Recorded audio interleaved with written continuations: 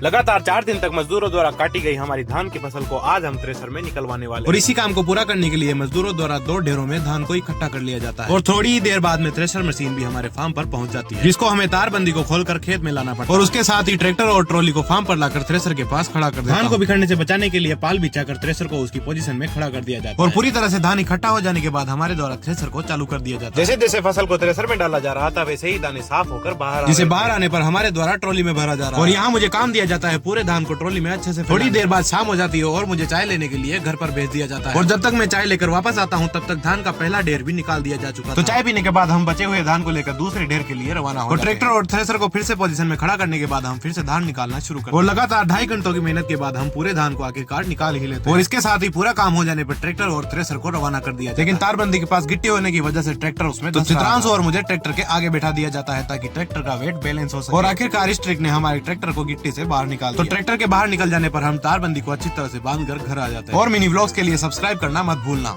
Jai Shri Ram.